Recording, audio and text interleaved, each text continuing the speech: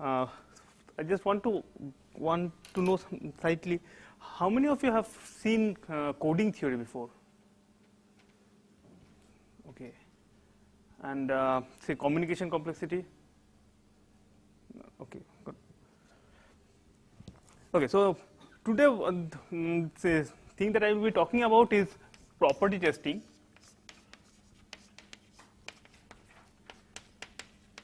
Now, the another name for property testing is sublinear algorithms.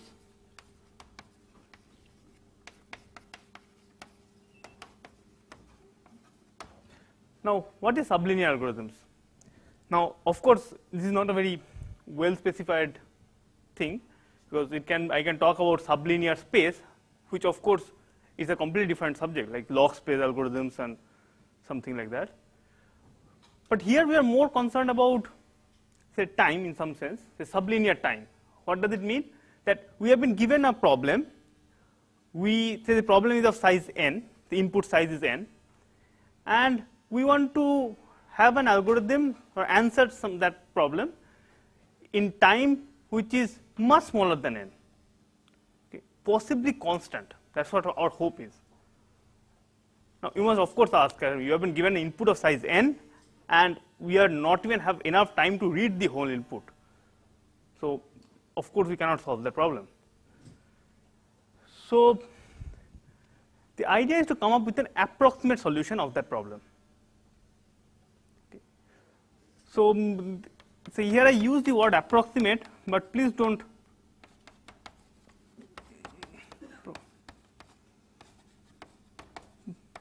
mistake this one with approximate algorithms. So, I will explain immediately right now what do I mean by approximate solution. So, let us take a small example. Say we have been given a graph G, okay, and now we have been asked the question that is G 3 colorable.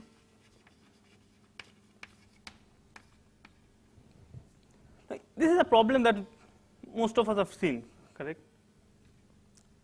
So, in approximate algorithm that we have seen earlier, we look at the whole problem, we try to find out the chromatic number of this problem in polynomial time and such things, and that's the idea, that okay, we don't even know whether the graph can be colored in 3 colors or not, but we can at least tell you whether the graph is colored in 6 colors, if it is a too approximate thing.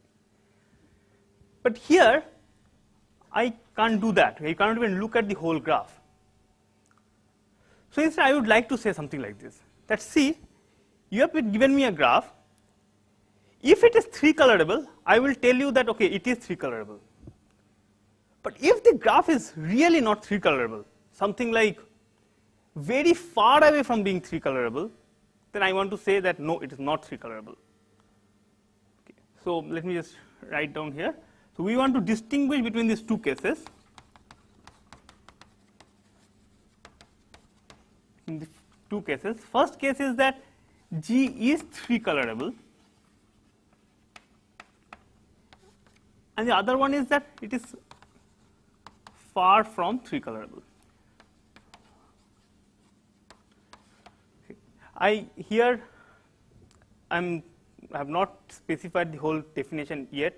I will go over some examples and then I will give you the exact definition of all of these things.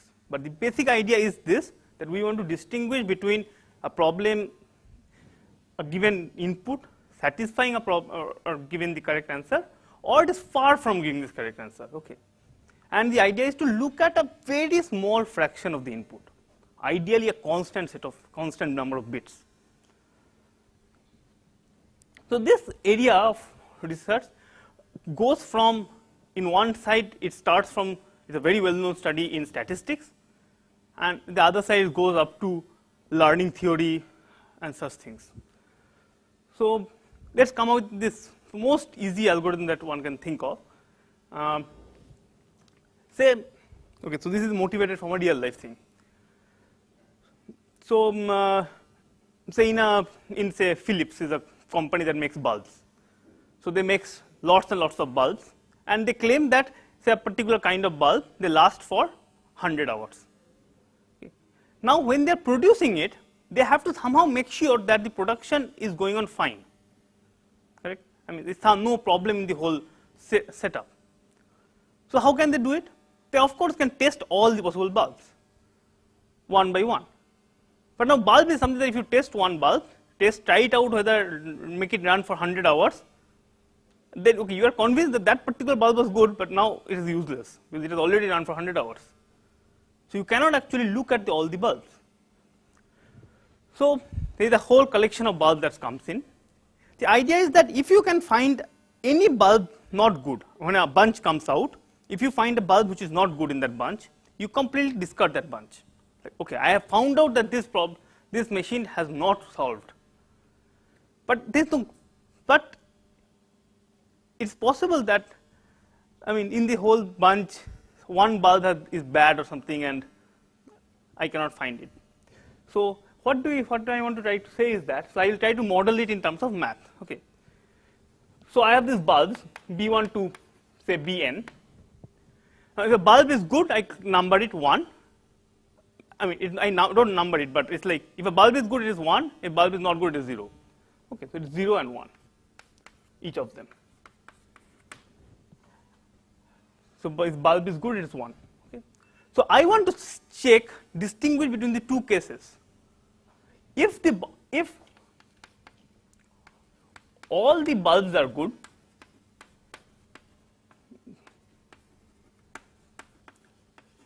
that means if all of them are 1, so if for all I say Bi equals to 1, then I want to let that bunch go through. So, then I want to have an algorithm that will accept. And okay, I cannot say that if one bulb in the whole thing is bad, then what can I do? Because it's not possible for me to check it. But the idea is that if a lot of them are bad, I want to discard that bunch. So, if a lot of the bulbs are bad,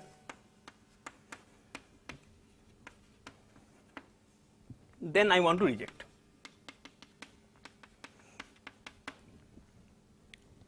So, it is exactly in the way in this theme of what I wrote there.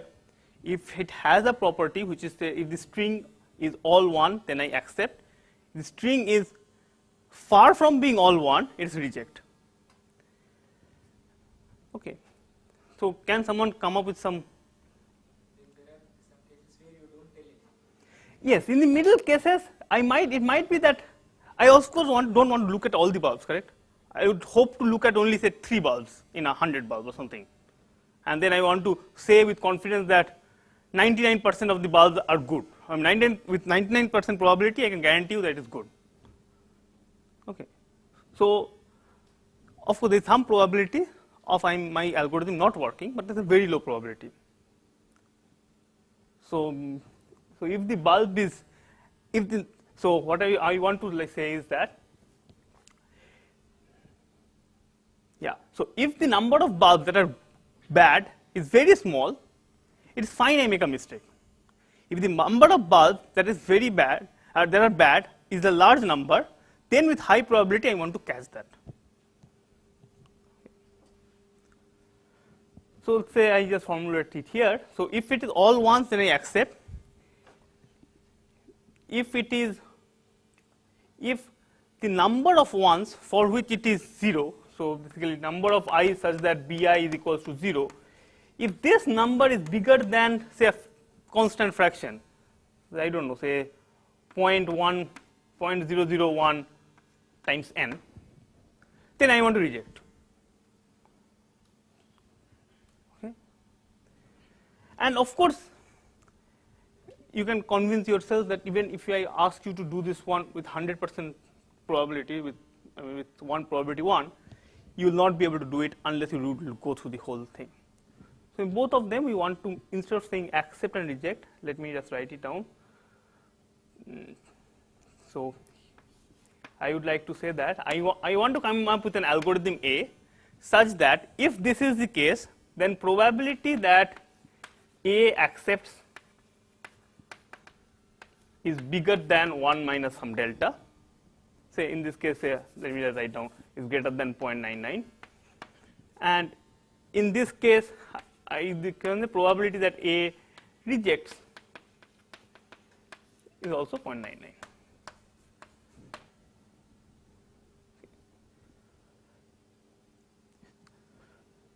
So this is the problem clear? So now can someone give me an solution to this problem?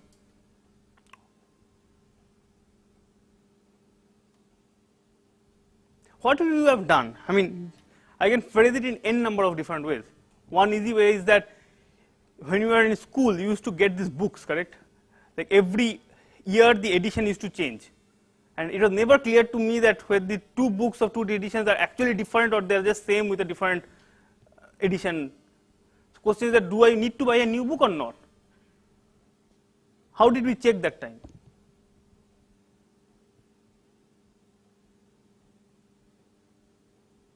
We cannot go through the whole book, correct? We have to do some kind of a. Exactly. So this exactly what we have to do. We have to randomly sample here. Open to a page and look, see whether that page number is, or that page content is same as the same corresponding page number there or not. It's exactly here. It's a random sample. So if I will just pick a random bulb and see whether that bulb is good or not. Now, if the bulb is good, then I say that okay, good, the bunch is good. So in the whole bunch, I've just looked at only one bulb. Okay. Now what can we say here? Let's see. Let's analyze this problem here. If all the bulbs are good, I will accept for 100% probability, correct? Because in no way I'm rejecting. Because whatever bulb I pick, it will be good. So it will not even be one, it will be this. In fact, it will be exactly equal to be 1. What happens here? So epsilon fraction of the bulbs are bad. Okay, I randomly pick one of them. So what is the probability that I have picked up a bad bulb? Epsilon. Sorry, it's like this epsilon fraction of them. So it's like this by n. Right. So which is basically epsilon. So in this case, so probability in that case I reject is 0.001. Okay, that's of course not good, you can say.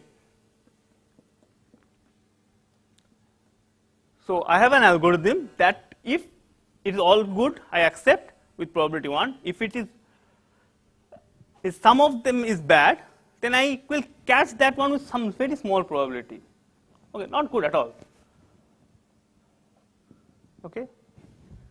But if I repeat this process, what do I mean? Instead of picking one bulb at random, I pick multiple bulbs at random.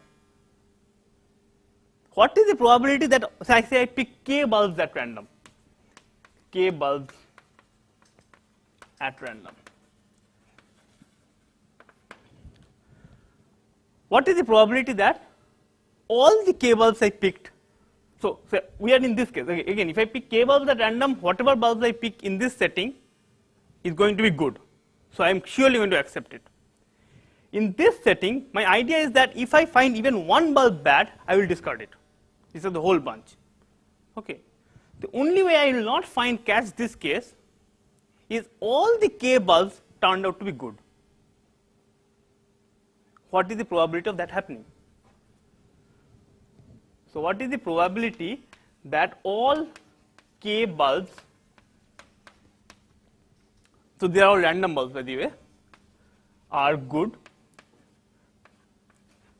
under the condition that at least epsilon, at least 1% of the bulbs are bad. Under the condition that at least 1% is bad. Is it 0.1? Okay, 0.1. 0.1% is bad. So the first bulb is bad. So first bulb is good. What is the probability?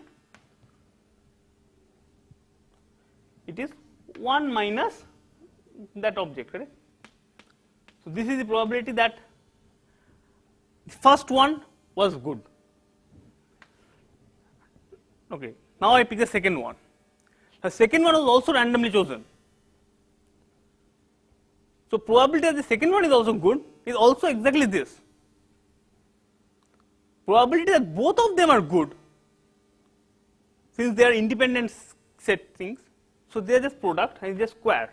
Product probability that both the bulbs are good. So similarly, probability that all the k bulbs are good. Yeah, someone asked me. So I would like to say that this is a bad setting, correct? This is when I would say that my algorithm has failed. When it has made k bulbs, couldn't find a single bad bulb, and actually there were a lot of bad bulbs there. So I would actually like to have this one less than 1 minus this, which is 0.01. So to pick some k such that this happens.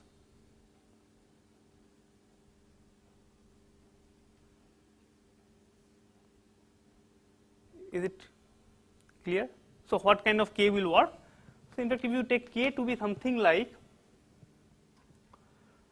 so if I put k to be 1 over this object, 1 over, so let me just put this to be 1 over 0.001, okay, then this quantity is exactly E, the 1 over E. Okay. So if I put it on top of that log of 1 over 0.01, then just convince yourself that this quantity is less than this. So basically, if I make log 1 over 0.01 by 0.001 number of bulbs, then my algorithm works. Okay. Now you might say that this is a huge number. Yes, it's a huge number, but it is independent of n.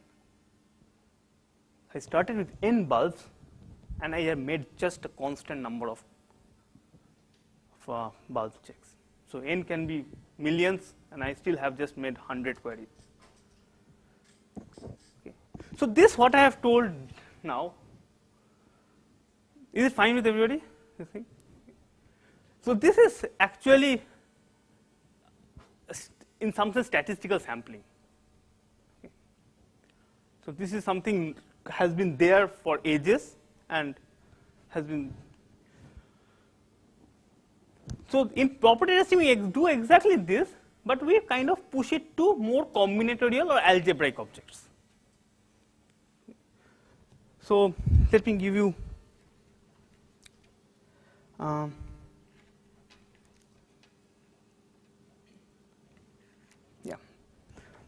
So I'll write down some examples here, and we will try to remember these examples and then try to work on them. So the first example was what I did was basically this is, you can say that it is like testing of equality in some sense. So here is a string of B1 to Bn, and I want to check whether the B1 to Bn is all 1 or not. Right? All 1 or far from being all 1. So that one was testing equality.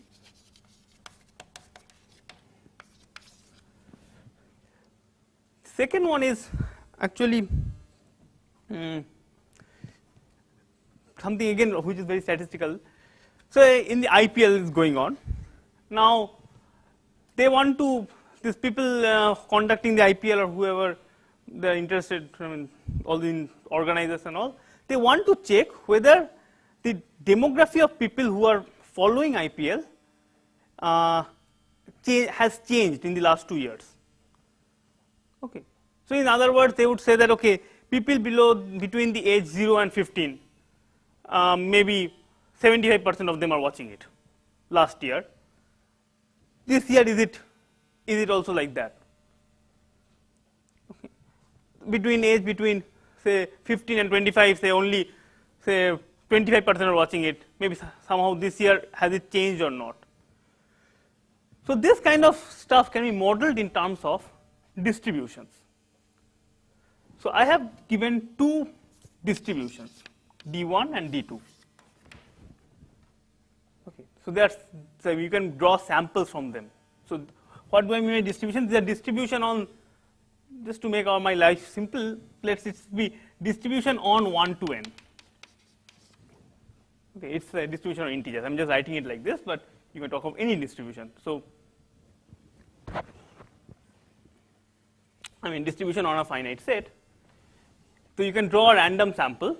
A random sample. So if you draw a random sample, the random sample can be 1 with probability mu1, with 2 with probability mu2, with n with probability mu n. So the summation of them is equals to 1.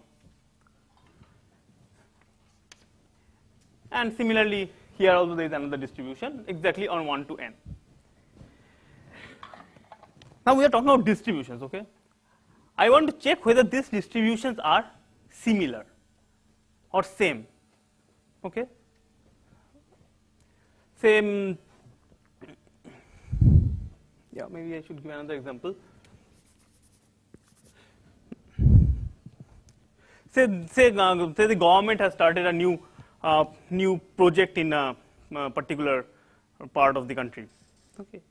So some kind of this NREGA projects and all. And now they want to see that, okay, if the say 10,000 jobs have been given, now the 10,000 jobs should be given across all the political, people supporting various political parties. They would want to make sure, they want to now check whether this has been deviated from that thing or not. So is the distribution of people who have got the job, is it a uniform or not? So in other words, there is a distribution of on who has got what job, and I want to check whether it has been uniformly distributed. So D2 can be, say, uniform. Okay. So now here I want to check whether two distributions are same. Now I will come back to this one after some time, maybe, or maybe this. So here, one thing that we did was that if the number of all the bulbs are good, we are accepting with probability 1, correct? Here we need not to be able to do that.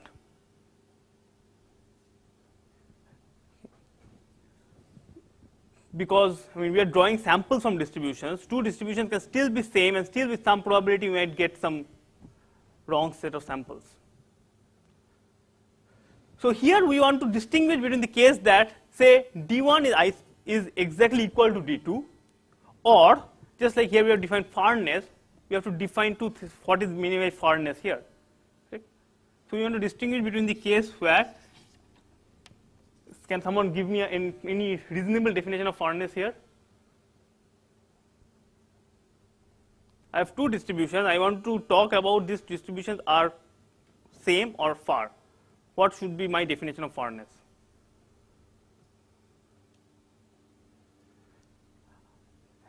So are people familiar with the L1 distance or any L2 distance, variation distance? There are so many different distances that are there between two distributions. So we can talk on that lines. So either D1 minus D2 in L1 distance is say 0, or I want to distinguish from the fact that D1 minus D2 in L2 distance is greater than, say, some epsilon. So this is a problem that we might want to answer. Very important problem that comes up all the time.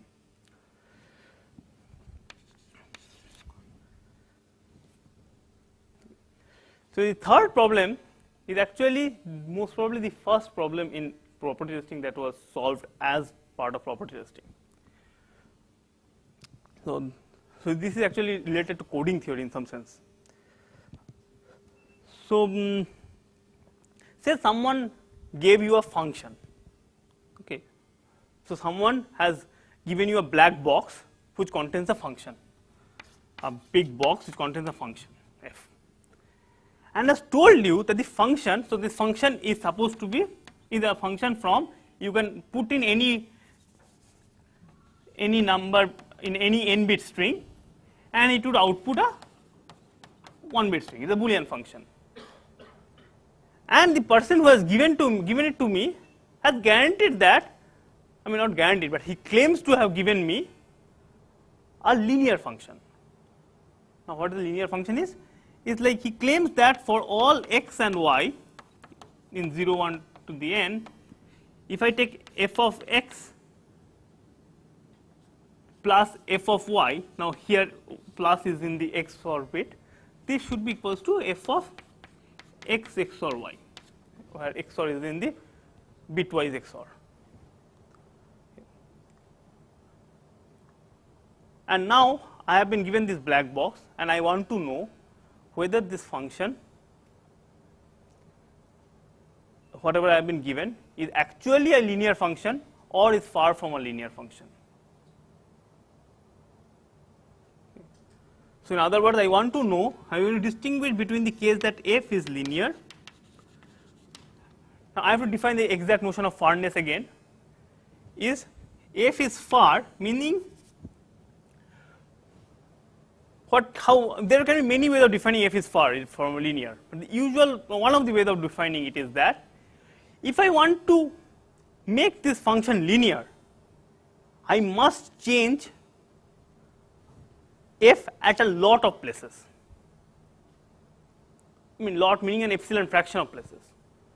Or I would rather say another way of looking at it is that for all linear function g, if the number of x's such that f of x is not equal to g of x, this should be more than epsilon times 2 to the n. 2 to the n is the total number of values that function can take. So f from any linear function, or in other words the closest linear function in particular, must be off by at least epsilon fraction.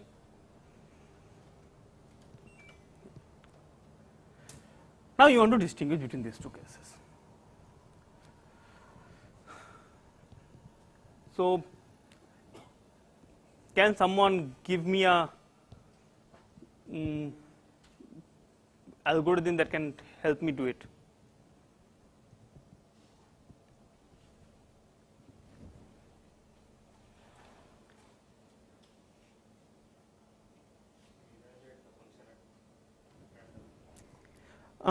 Okay, I mean I can evaluate a problem function at a random point x, but that doesn't tell me anything about whether the function is linear or not, right? Yeah, I mean it can be 0, it can be 1. I mean there's nothing that I mean at any single point it can be anything. Okay, choose x and y randomly and then Evaluate f of x XOR f of y, f of x. Excellent. So this is the one algorithm that is a kind of an obvious algorithm. Okay. Why it is obvious? Because if a function is not linear, and if you have to convince me that I have cheated you, I have given you a wrong non-linear function, you better end up showing me that see this is non-linear because here is an x, here is a y, and here is an x plus y, and which doesn't work. Okay. So the best hope is that let's randomly pick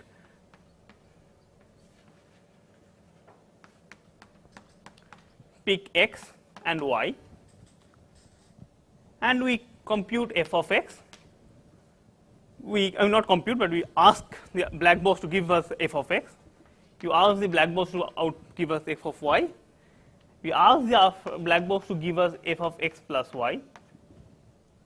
And if this plus this is not equal to this, then reject. And just like here, if you want to do it, maybe you want to repeat it multiple times, which is fine. Okay, this is an algorithm, but to prove that this one is working, you have to prove that, I mean, it is clear that it has a completeness structure. Now, completeness structure meaning it has this part of it in some sense, that if f is actually linear, I would never reject it, because whatever x and whatever y I pick up, this is true. It is not going to happen, correct? F of x plus. you have to somehow prove me that if f is far from linear, which is this setting, then I would catch this one with a reasonable probability. At least so that is, so I would like to claim something, some lemma like if f is epsilon far, according to this definition, okay, so this is epsilon far from linear, then probability that my algorithm rejects is at least some non-zero quantity, some constant quantity. It can be very small, 0.0001, like in this case. It was the case here. But then we can again repeat it constant number of times to boost up our error.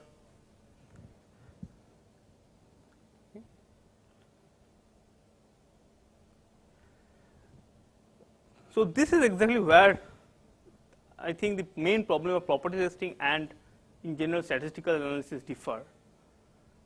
So this case setting, we were looking at linear properties, and although it had some statistical part to it, it had some linear properties to the level that this thing is not trivial at all. I will not be able to prove it right now. I can just give you a reference. If you guys are familiar with Fourier analysis, you can go and take a look at it, this paper. This is by, it's called Blum, Ruby, Rubenfeld.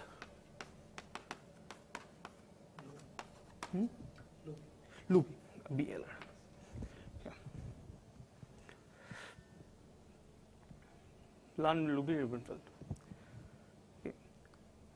So this, algorithm is obvious, but the theorem, proving this theorem is not obvious.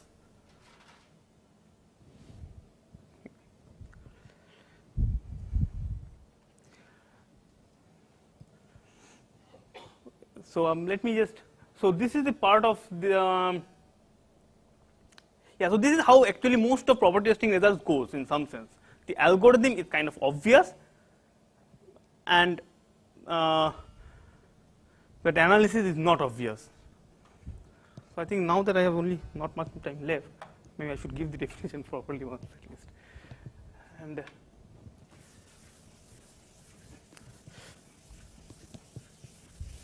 so let me give the definition first, and then I will talk about another problem, which is what I started with, this G. Yeah, okay. So why is it called property? I mean, you can understand why it is called property. Property is basically because, I mean, we are testing of some input having something. Right? So the other way of defining it is that I have an universe U. Okay, this is an universe. I mean, this universe can be anything. Like in this case, it can be the case of all graphs. In this case, it can be the case of all functions. In this case, it can be the case of all distributions. So this is a complete universe U. I have a property P, which is a subset of U. Means this is the what according to my definition are good things. So in this case, in the graph, in the universe of all graphs, property is all the graphs which are 3-colorable. So in this case, among the universe of all functions, property P is the class of only linear functions. Okay.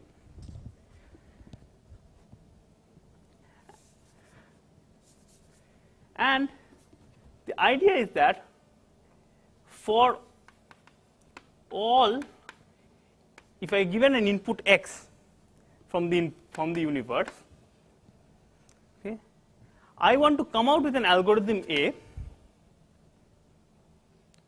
that does the following. What does it say? First one is, if x is in the property, then I want my algorithm to accept. So then probability that A accepts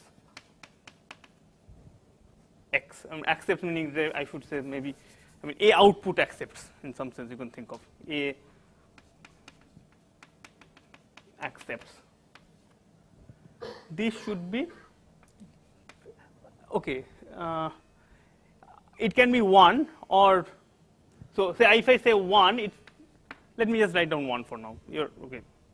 So if it is have the property, I want to accept it always. And if x is far from P, okay, what does far mean? Far means that if you have to change, so this is an input that is given x, correct?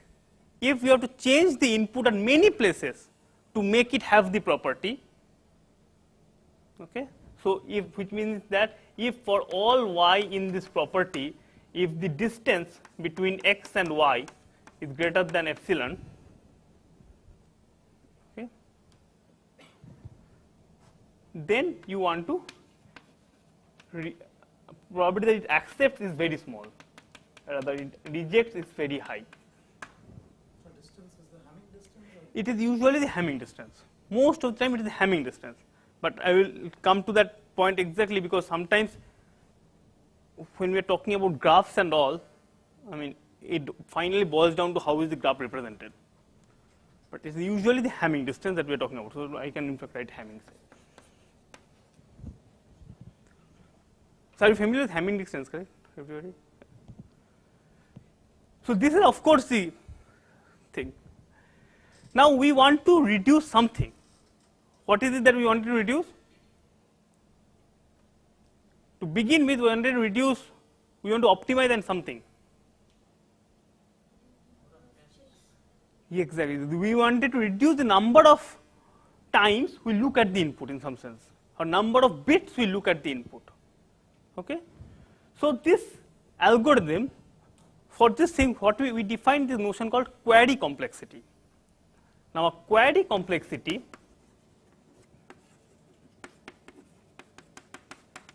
for A is the number of bits that of x that A queries or looks at. So A basically every time he had to look at what is the ith bit of x, he has to pay one rupee. Basically how many times he has to pay 1 rupee is the question. Is the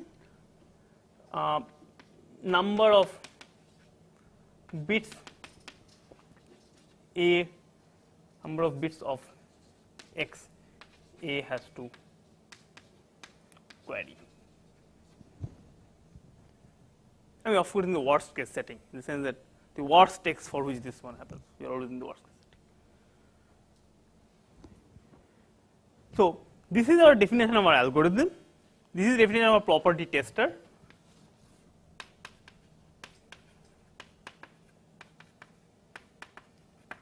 This is the query complexity of a particular tester,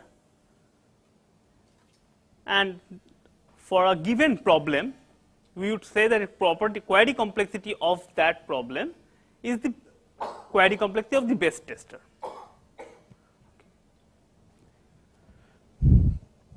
For example, here this is the tester. This is one of the testers. I could have given lots of other testers. This is one of the testers, and the query complexity is constant. In fact, it is 3 here, correct? If I want to push it up to this one to be delta, so then I have to make some more queries. It will, of course, number of queries then I make. If you remember here, the number of queries I made was, of course, dependent on this delta that we are talking about and this epsilon that we are talking about. So query complexity can very well depend on epsilon, delta, and even n in some cases. The idea is that it should be as low as possible.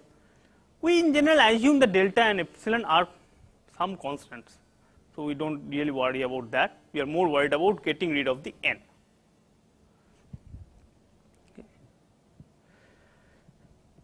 Okay, so let me do another problem, and that is actually very. You don't worry about the running time of the algorithm? No, actually, when I started with, I told about the sublinear thing in terms of running time, but most of the time we don't care about the running time as such. We care about the number of queries made to the input. Now, that of course immediately imposes some amount of idea over the running time. If the queries made is constant, then running time has to be constant.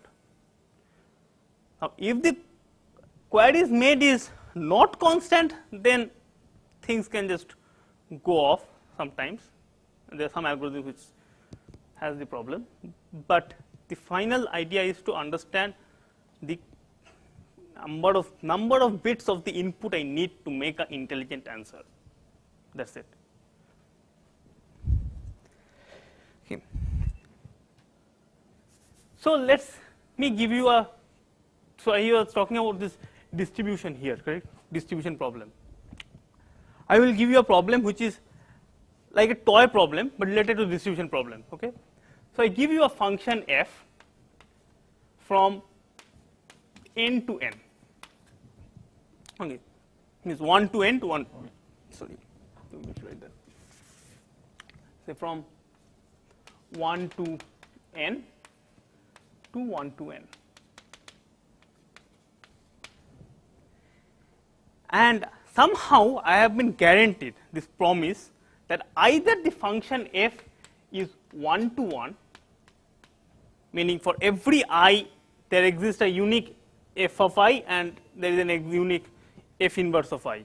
It's a 1 to 1 map, or it is 2 to 1, means two of them goes to 1. So basically here for all I, f inverse of I is 1, and for all I, f inverse of I is either 0 or 2. Some of them might not have anything, right? It is 2 to 1, it's a function. Okay.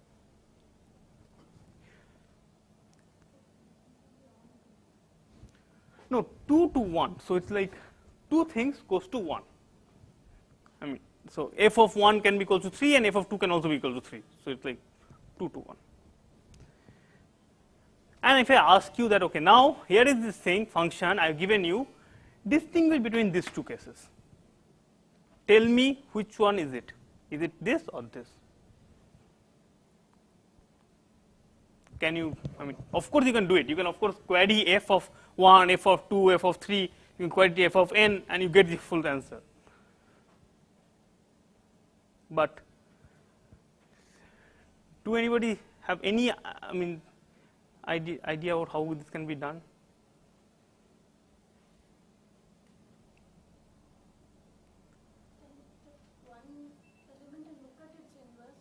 No, that you cannot do.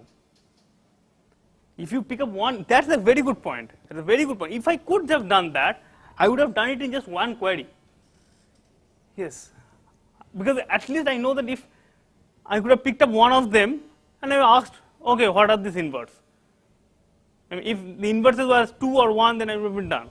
But we don't have that. We have it, and only you can query here, take some point here, you can choose and ask what is f of I, and you get this way.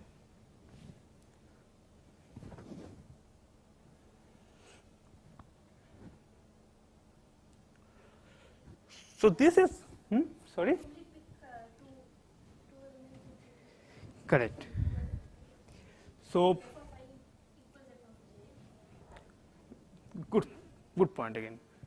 So, if I have to convince, again, like you think about it that I have given you the f, and now you are trying to convince me that it is not 1 to 1.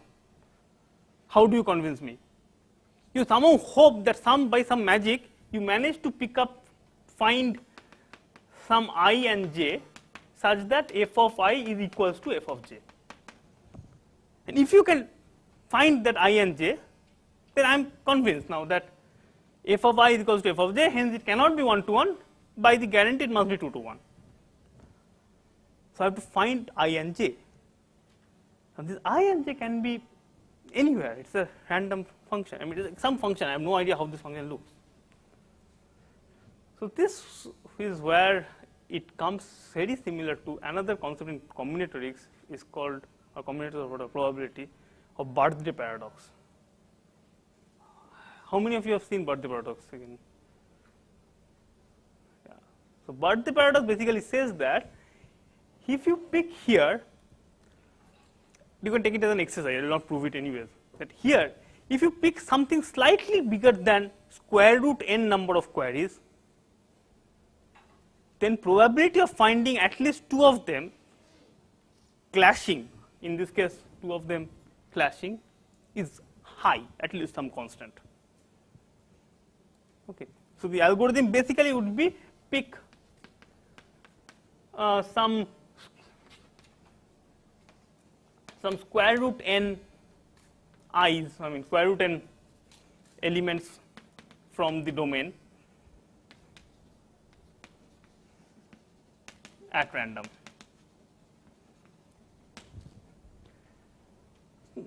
You actually have to have a slightly big more than square root n, maybe I will just put a log n there. Square root n log n number of things at random. And now if you find any two of them now clashing in them, then great, you have proved to me that. Okay. If not, then you accept. And you have to prove that this will happen with, I mean, if it of course it is in if 1 to 1, you will never find a clash and hence you will always accept. If it is 2 to 1, you will find a clash with high probability. That is the kind of, at least the hope that you have.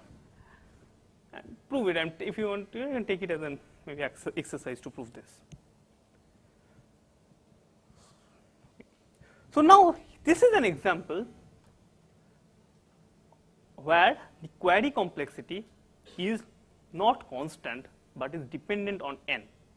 It is square root n log n. Okay.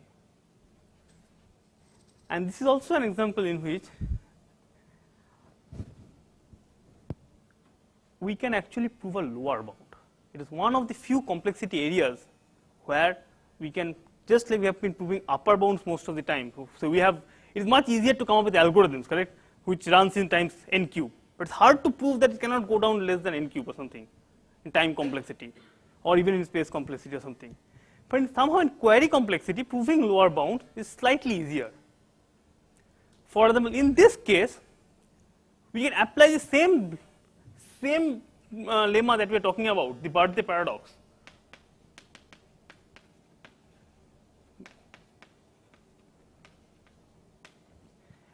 And the proof basically says that if you query slightly less than square root n number of queries, then with high probability you will not see a clash. So whatever the algorithm does, you make some queries. This f, I guarantee, is I make it a completely random function. I mean, just pick it and completely randomly permute it. So the algorithm has no idea about what is it going to make. So it basically only thing it looks at is queries some random objects, random elements in the domain. And birthday paradox says that if you pick randomly square root n number of points, it will not clash with high probability. So this is an example where we have a basically a tight bound. I mean, upper bound of square root n log n, lower bound of square root n. Okay.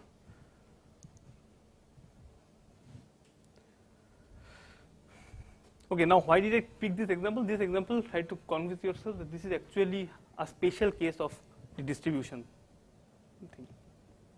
It's asking whether the distribution is uniform on 1 to n or half far from uniform, with a special guarantee that it is not only just far, but far by a different structure to it.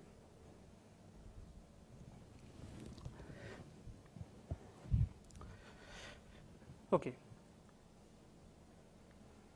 Yeah.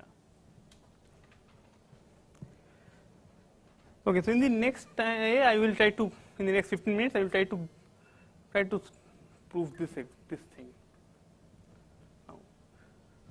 So in the case of graphs, as you all know, the graph can be represented in multiple ways, correct? So the usual way of, so we have to define the notion of farness. I mean, that is what the approximate algorithm people solve. For us, it is not more than 3, but you will have to change the graph at a lot of places to make it have chromatic number 3. Okay. In other words, you have to remove a lot of edges to get the chromatic number down to 3. It's the Hamming distance. It's a Hamming distance in the adjacency matrix. Okay, it's exactly the Hamming distance in the adjacency matrix there. So here I mean that at least epsilon fraction of the bits of the matrix, adjacency matrix,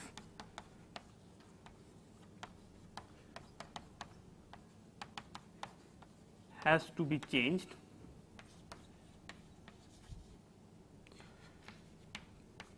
to make the graph three colorable.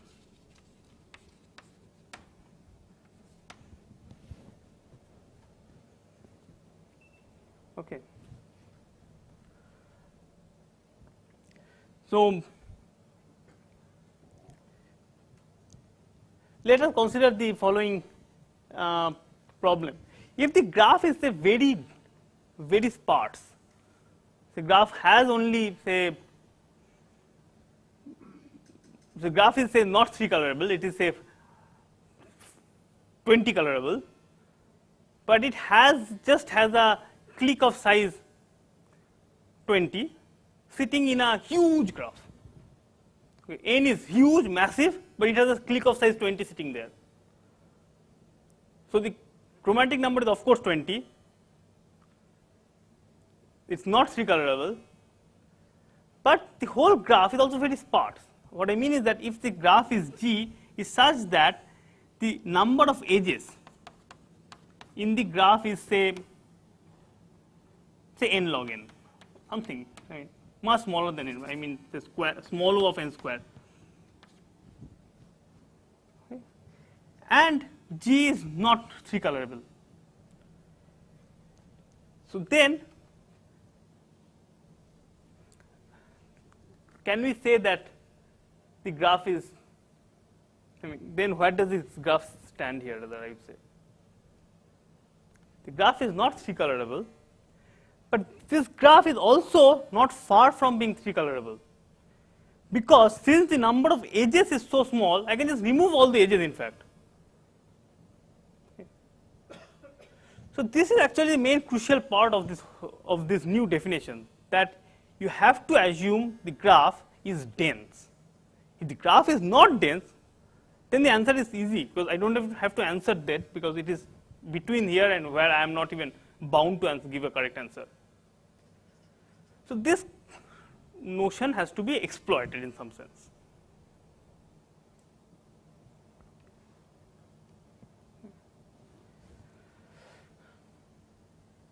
So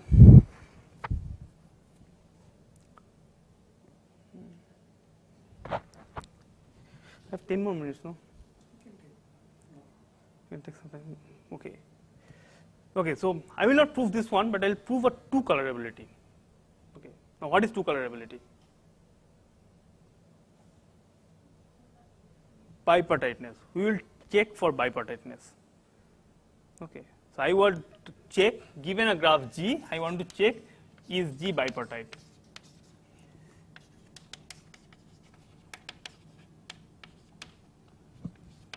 Or in other words, is G bipartite or it is epsilon far from bipartite in the Hamming distance of the adjacency matrix. Okay.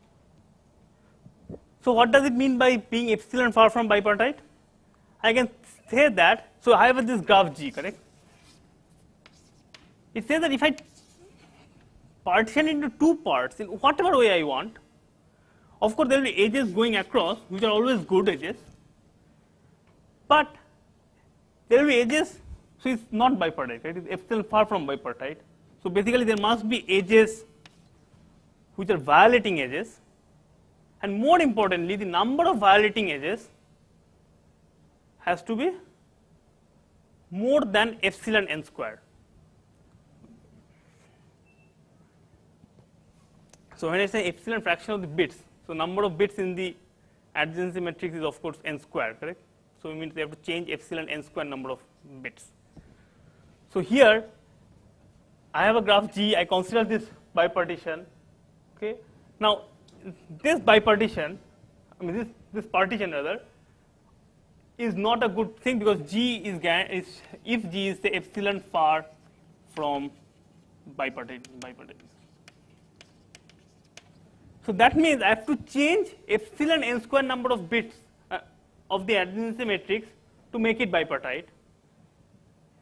That means that I have to change epsilon n square number of the edges.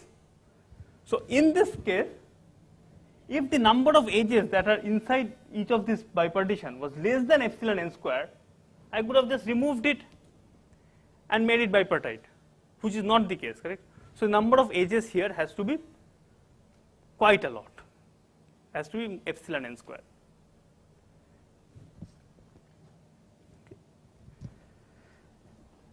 Now,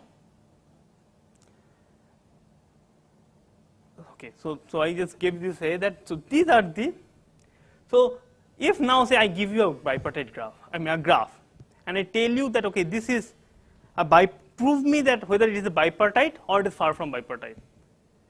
If it is far from bipartite, how will you convince me that it is far from bipartite?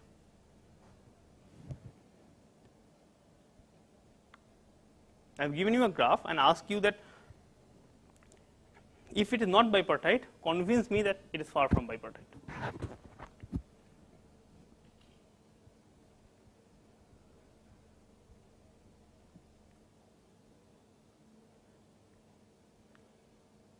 Or in other words, I am looking for a certificate of non-bipartiteness. Any odd cycle will do, a short odd cycle will be the best option. But odd cycle is the one, correct? If you can show me that okay, here is an odd cycle, that's a certificate of non-bipartiteness, correct? So your best hope is to catch a odd cycle. Okay, that's one way of doing it, okay? Catch an odd cycle.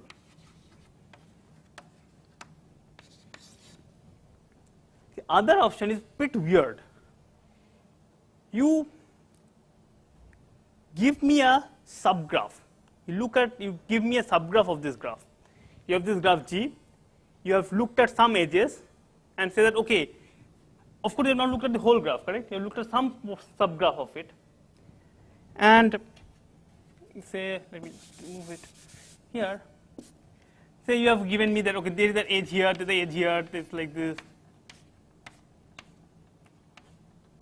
Somehow you have given me a weird looking subgraph. I mean, not subgraph, rather sub information of the graph in some sense. And you say that okay, now this one proves that this is not bipartite. Why? Because I can try to find out a bipartition, and every bipartition, if it has a violating edge, then that bipartition is thrown out, correct? So if for every bipartition there exists a violating edge sitting there, then I am done. So basically, in other words, you give me a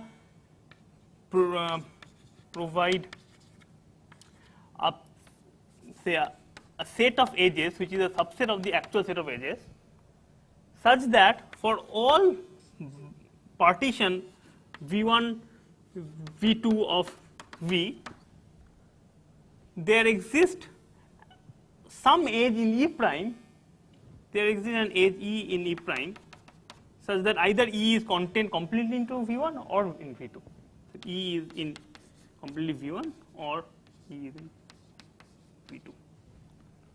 I mean, so this basically means that both the ends are in V1, both the ends are in V2. This actually not.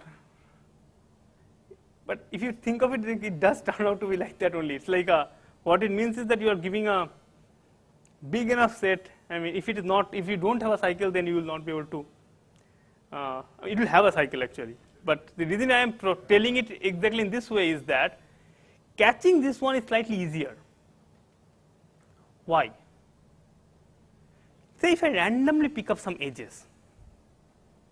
Okay. So I have no idea of the graph. I randomly pick up some edges. Now I know that this graph has a. So here is some bipartition of V1 to V1 and V2. Since the graph is far from bipartite, I am guaranteed that lots of edges are here. Epsilon n square edges are there.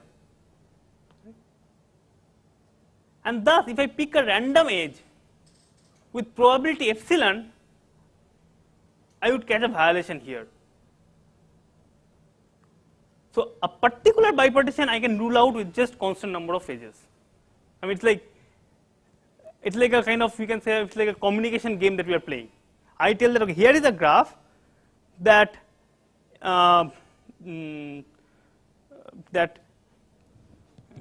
so here is a graph that is bipartite. So you would ask me that, oh, okay, if it is so, what do you think is the bipartition? And okay, yeah, we have V1 and V2 is the bipartition. Then you said that, then you random say sample. Now, if V1 and V2, if the graph is actually far from bipartite, then a random sample will catch a violating edge, and then you will say that no, see, V1 and V2 cannot be a violating edge because here is a violation. And then we can keep on playing this game until we exhaust all the possible bipartitions. Okay. This is actually the correct way of doing it, but the sad thing is that there is some catch here. Query complexity goes up badly because every time we have to use different random coins. We have to use randomly draw an edge every time, correct? We cannot reuse randomness because we have to make sure that the independence is there. Okay.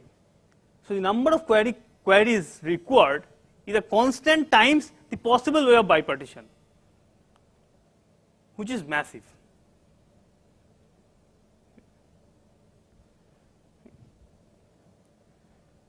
So the way in which it goes, and I would most probably not solve it right now, it's not that hard, is that you first query a small set of edges, small subgraph, small set of edges. Okay. Now, if you have a small set of edges, that kind of tells you that, okay, now I have got a small information of the graph. Now, if this graph is bipartite, then the possible set of bipartitions that can be alive now shrinks drastically. And then you do this thing over there. I mean, if I start it will take some time, so I will not go it. I will tell you, if you are interested, you can go and possibly read this particular thing. But I would just want to make a particular comment here that there exists an algorithm which is actually this, that randomly query some edges, and as Arvind was pointing out, you will find a small odd cycle. Proving this is hard. Proving this is why we need this two-step thing. This way of proving it is not the most obvious thing. The algorithm is that randomly query some small number of edges, small meaning constant number of edges, and you will catch a odd cycle with high probability. Okay. So the algorithm, let me just write down, is that randomly pick.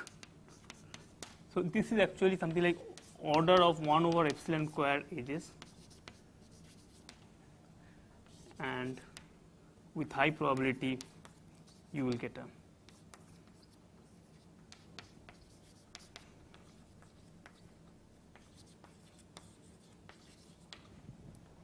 odd cycle.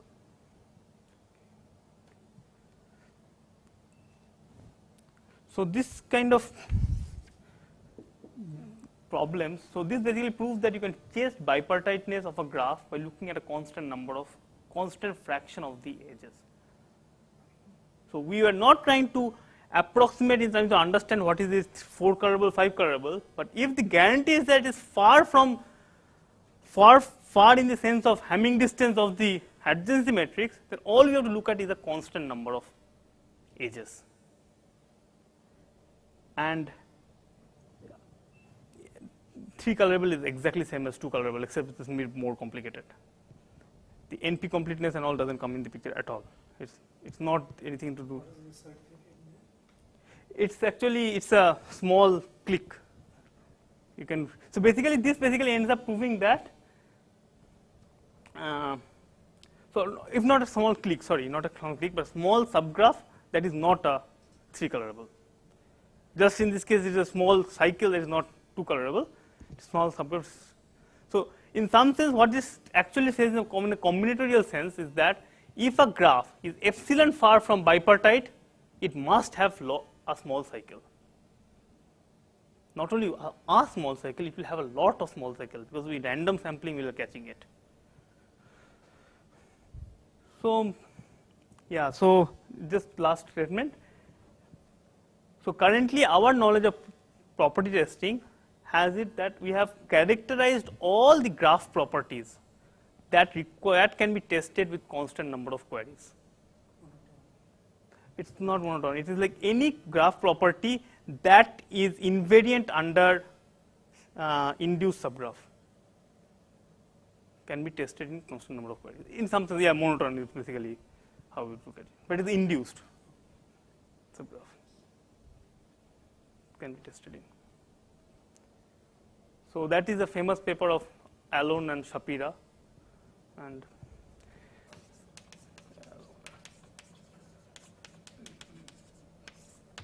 this uses some pretty non-trivial combinatorics from regularity lemma, which we cannot go into. So yeah, I think I will just stop here.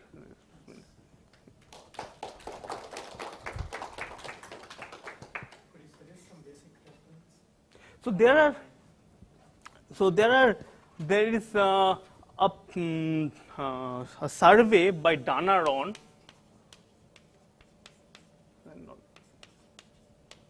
She has written a nice survey, and that kind of starts the whole area. And for people who are more towards learning theory, in fact, I couldn't even go towards learning theory because I even didn't even touch the functional testing part that much. There is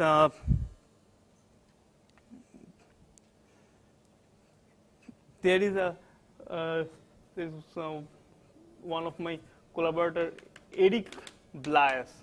He has written his PhD thesis, and that's actually pretty nice and compact. But maybe this Dana Ron's survey is the best one. There is some books on it, but yeah.